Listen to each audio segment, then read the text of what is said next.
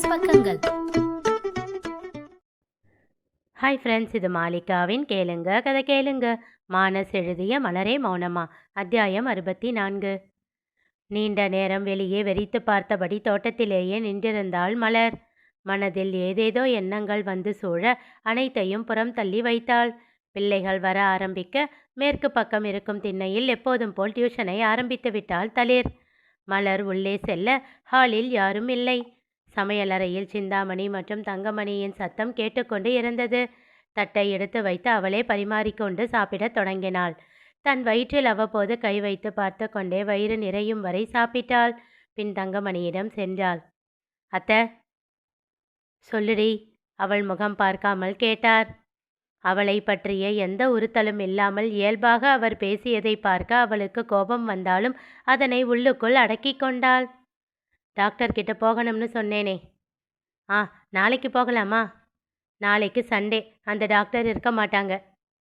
அப்போ திங்கக்கிழமை போகலாம். எப்படியும் அதுக்குள்ள செல்வம் வந்துடுவான் இல்லை, அவனோடவே போயிட்டு வந்துடு. இல்லை, கண்டிப்பாக இன்னைக்கே போகணும். அப்படி என்ன பிடிவாதம்? நான் டோக்கன் போட்டு அப்பாயின்மெண்ட் வாங்கிட்டேன். அது ஒரு விஷயமா? அப்பாயின்மெண்ட் வாங்கிட்டா அவசியம் போயே ஆகணுமா என்ன? திரும்பவும் வாங்கிக்கிட்டா போச்சு. இல்லை, நான் இன்னைக்கே போயாகணும். எனக்கு வேலை இருக்கு மலரு. ஒரு மணி நேரம் எனக்காக வரமாட்டியா அத்தை? எதுக்குடி இப்படி பிடிவாதம் பிடிக்கிற?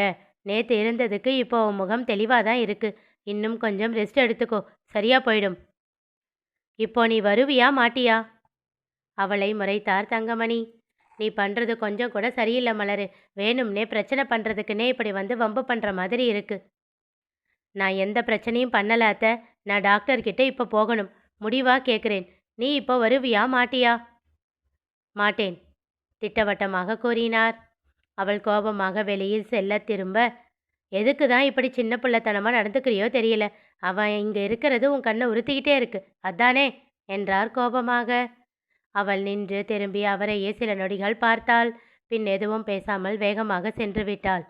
இதையெல்லாம் வேலை செய்தபடி பார்த்து கொண்டிருந்த சிந்தாமணிக்கு வருத்தமாக இருந்தது. கோபமாக சென்ற மலர் என்ன செய்வாளோ என்ற பயத்தோடு, அம்மா, துணியெல்லாம் பின்பக்கம் காய வச்சுட்டு வந்துடுறேன் என்று விட்டு வேகமாக வெளியில் வந்தார். சரியாக மலர் கையில் செல்போனும் பர்சும் வைத்து கொண்டு வேகமாக இறங்கினாள். அப்பாடா, ஆஸ்பத்திரிக்கு தான் போகுதா? நான் கூட பயந்துட்டேன். ஆனாலும் இந்த அம்மா ரொம்ப தான் பண்ணுறாங்க. பாவம், அவ கூட போயிட்டு வந்தாதான் என்ன? மனதிற்குள் சொல்லிக்கொண்டே துணிகளை எடுத்துக்கொண்டு பின்பக்கம் சென்றார். மலர் வெளியில் வந்தபோது முன்கூடத்தில் சேகர் நின்று தன் போனை பார்த்து கொண்டிருந்தான். அவனை கண்டவளுக்கு கோபம் தலைக்கேறியது. ஆனாலும் தன் வயிற்றில் இருக்கும் உயிரை நினைத்து அமைதியாக அவனை கடந்தாள். மலரு, சேகர்தான் அழைத்தான். அவன் தன் பெயரை சொல்வதை கூட அவளால் ஏற்றுக்கொள்ள முடியவில்லை. கண்களை இறுக மூடி தன்னை சமன்படுத்தி கொண்டாள். ப்ளீஸ் மலரு, ஒரு நிமிஷம் நில்லு. வேகமாக அவளை நெருங்கியிருந்தான் சேகர். கையை கட்டி தீர்க்கமான பார்வையோடு அவனை எதிர்கொண்டாள். சாரி மலரு, நான் பண்ணது தப்புதான். அப்படியா? நீ என் மேலே கோபத்தில் இருப்பான்னு தெரியும். I feel so guilty. உனக்கு என்ன ஆறுதல் சொல்லணும்னு கூட எனக்கு தெரியலை. நீ ஆறுதல் சொல்கிற நிலைமையில் நான் இல்லை. No, I did mean that.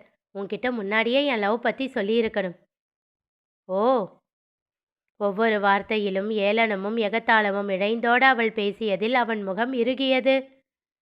உன்கிட்ட மன்னிப்பு கேட்கணும்னு தோணுச்சு. எத்தனை மாதம் கழிச்சு?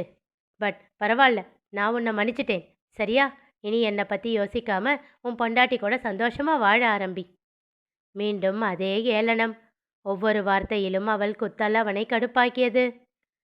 நான் ஒன்றும் உன்னை நினச்சிக்கிட்டே இல்லை, சந்தோஷமாக தான் இருக்கேன். உள்ளுக்குள் பற்களை கடித்தபடி கூறினான் சேகர். அவன் கோபம் கண்டவளுக்கு இன்னும் சுவாரஸ்யம் கூடிப்போனது. அது பார்த்த உடனே எனக்கு தெரிஞ்சிடுச்சே. அதான் கையில் ஒன்று தூக்கிட்டு வந்திருக்கீங்களே. இதழ் வளைத்து ஏளன சிரிப்போடு கூறினாள். அவன் மேல் இருக்கும் கோபத்தை எல்லாம் வன்மமாக கக்கிக் கொண்டிருந்தாள் மலர். சாதாரணமாக அவன் பேசியிருந்தால் கூட அவளுக்கு அவ்வளவு கோபம் இருந்திருக்காது. தன் அத்தை மாமாவின் ஆதரவோடு வந்து நின்ற பின் இனி என்ன செய்வாய் என்ற எகத்தாளத்தோடு தன் முன் வந்து நின்று பேசுபவனை எப்படி சும்மா விடுவது என்ற கோபம் அவளை சுழற்றி அடித்தது. அதைவிட அடுத்தடுத்து அவன் பேசியதில் இன்னும் கோபம் எகிரியது. ஆமா, நீ சொல்றது கரெக்டு தான். ஆனால் உன் கையில் ஒன்றும் காணோம். அப்போ நீ சந்தோஷமா இல்லையா? அவள் கோபத்தை வெளியில் காட்டாமல் இதழ் சுழித்து புன்னகைத்தாள். டாக்டர் கிட்ட போயிட்டு வந்து உனக்கு பதில் கொடுக்குறேன்டா, மனதிற்குள் சொல்லி கொண்டாள். அம்மாவை மயக்கி அவங்க முந்தானையை பிடிச்சிக்கிட்டு அப்பா பின்னாடி இருக்கிறாருன்ற தைரியத்தில் ரொம்ப சேஃபாக என் முன்னாடி பேசிக்கிட்டு இருக்கிற உன் தைரியத்தை மெச்சாமல் இருக்க முடியல. உதடு பிதுக்கி புருவம் ஏற்றி கையில் அபிநயம் பிடித்து அவள் கூறிய விதத்தில் உள்ளுக்குள் கூசிப்போனான் சேகர்.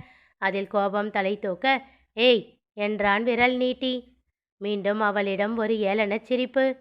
நீ யானை படையையே உன் பின்னாடி கூட்டிகிட்டு வந்து நின்னாலும் இந்த மலர் அசரமாட்டா, பயந்து உன் முன்னாடி குனியவும் மாட்டா. ஏன் தெரியுமா? உன்கிட்ட எத்தனை பேர் இருந்தாலும் என்கிட்ட என் மாமா இருக்கு, எனக்கு அது போதும் நிமிர்வாக கூறினாள். அது அவன் ஈகோவை வெகுவாக தாக்கியது. அவள் முகத்தில் தெரிந்த பெருமையையும் அவள் கண்களில் ஒளிர்ந்த அந்த திமிரையும் அவனால் ஏற்றுக்கொள்ள முடியவில்லை. தான் வந்து மன்னிப்பு கேட்டால் கண்களில் ஒரு துளி கண்ணீரோடு ஏற்றுக்கொள்வாள் என்று கற்பனை செய்து வைத்திருந்த காட்சி இங்கே உல்டா ஆகியதில் அவனுக்கு ஏக கடுப்பு.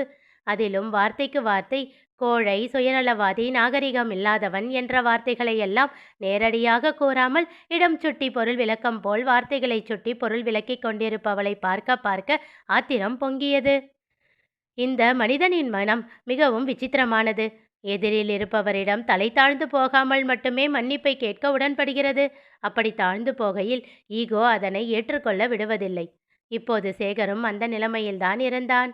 மலர் வருத்தத்தோடு அவன் மன்னிப்பை ஏற்றிருந்தாலோ அல்லது செய்ததெல்லாம் செய்துவிட்டு இப்பொழுது வந்து மன்னிப்பு கேட்பாயா என்று அவன் சட்டையை பிடித்து கேட்டிருந்தாலோ அவனால் ஏற்றுக்கொண்டிருந்திருக்க முடியும். போடா, நீ கேட்கும் மன்னிப்பே எனக்கு தேவையில்லாதது, நீ என் கால் தூசிக்கு சமம் என்பது போல் அவனை நடத்திய விதத்தை அவனால் ஏற்றுக்கொள்ள முடியவில்லை. உள்ளுக்குள் கொதித்து போனான். எந்த வார்த்தை கொண்டு அவளை வீழ்த்தலாம் என்று யோசிக்க தொடங்கினான்.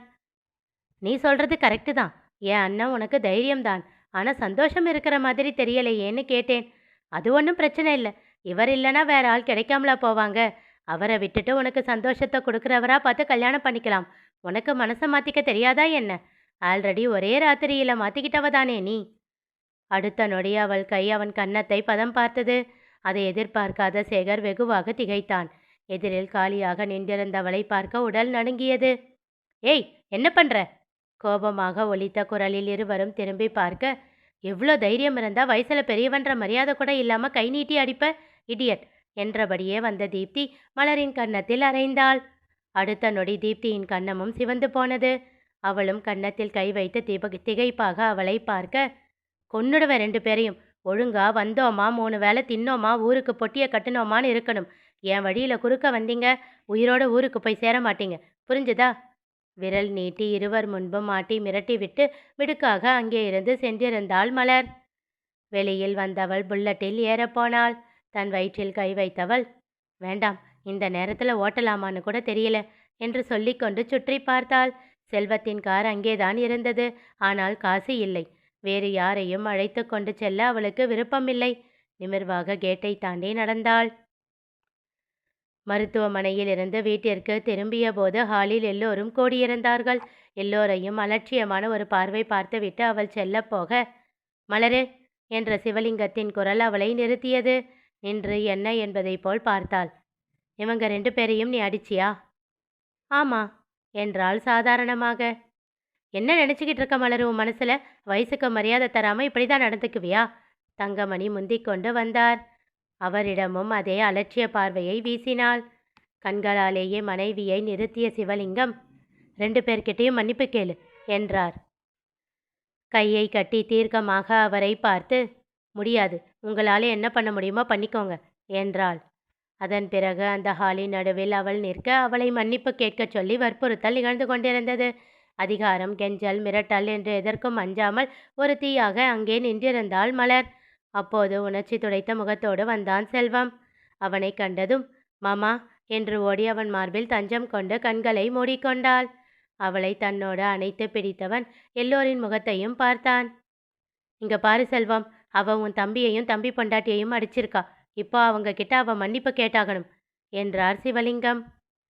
நான் கேட்க மாட்டேன் மாமா, என் மேலே எந்த தப்பும் இல்லை என்றாள் நிமிர்ந்து செல்வத்தின் முகம் பார்த்து. அவ மன்னிப்பு கேட்கலனா உனக்கும் அவளுக்கும் இந்த வீட்டில் இடம் கிடையாது செல்வம். அதை கேட்டு மலர் திகைக்க, மலரு என்றான் செல்வம். திரும்பி அவன் முகம் பார்த்தாள். மன்னிப்பு கேட்டுடு என்றான். மலர் மன்னிப்பை கேட்டாளா? தெரிந்து கொள்ள தொடர்ந்து கேளுங்க. கதை கேளுங்க. மீண்டும் சந்திப்போம்.